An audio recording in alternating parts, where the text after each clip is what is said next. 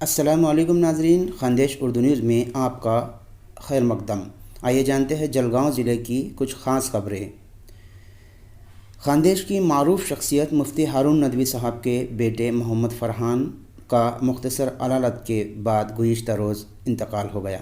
محمد فرحان کے انتقال کی خبر سن کر خاندیش کے مختلف علاقوں میں غم کی لہر دوڑ گئی۔ خاندیش کی سماجی ملی شخصیات نے محمد فرحان کے انتقال پر تعزیت کا اظہار کیا ہے۔ ہم اللہ تبارک و تعالیٰ سے دعا کرتے ہیں کہ اللہ تعالیٰ مرحوم کی مغفرت فرمائے، جنت الفردوس میں اعلیٰ مقام عطا فرمائے اور مفتی محمد ہارون ندوی صاحب کے خاندان کو صبر جمیل عطا فرمائے۔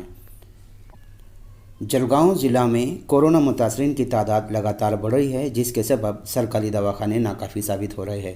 نجی اسپتالوں میں ڈاکٹر منمانی فیس وصول کر رہے ہیں۔ ان حالات میں شہر کے کئی ڈاکٹر بڑی ایمانداری کے ساتھ لوگوں کی خدمت میں مصروف ہے۔ مستعدی کے ساتھ اپنے فرائض کو انجام دینے والے شہر کے معروف ڈاکٹر پراگ چودھری اور ڈاکٹر پنکج پاٹل کو کووڈ کیئر یونٹ کی جانب سے کورونا یودھا کے اعزاز سے نوازا گیا اور ان کی خدمات کا اعتراف کیا گیا۔ اس دوران راشٹروادی کانگریس پارٹی اقلیتی شعبے کے ریاستی صدر الحاج عبدالغفار ملک، عیدگاہ ٹرسٹ کے صدر فاروق شیخ، انیس شاہ اور دیگر معزز حضرات موجود تھے۔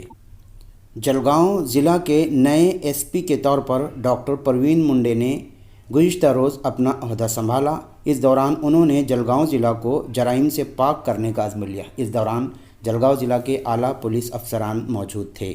جلگاؤں ضلع میں گزشتہ 24 گھنٹوں میں 611 کورونا کے نئے مریض پائے گئے ہیں، جس کے بعد کورونا متاثرین کی تعداد 44,983 ہو چکی ہے۔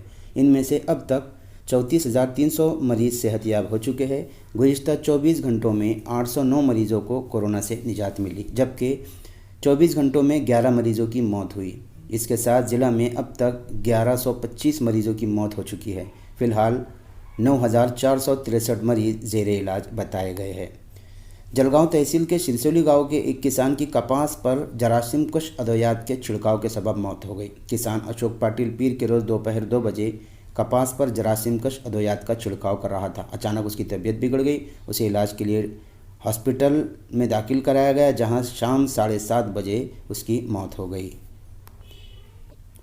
جلگاؤں، دھولیا اور نندربار ضلع کے مختلف شہروں میں منگل کے روز بھی زوردار بارش ہوئی۔ تیز ہواؤں کے سبب کئی علاقوں میں بجلی کی خدمات متاثر ہو گئی۔ راویر، مکتائی نگر سمیت مختلف علاقوں میں تیز ہواؤں کے سبب کیلا اور کپاس سمیت مختلف فصلوں کا بھاری نقصان ہوا۔ راویر اور مکتائی نگر میں ہزاروں ہیکٹر زمین پر کیلا فصل تباہ ہو گئی۔ کسانوں کی جانب سے فوری طور پر پنچنامہ کیے جانے کا مطالبہ کیا جا رہا ہے۔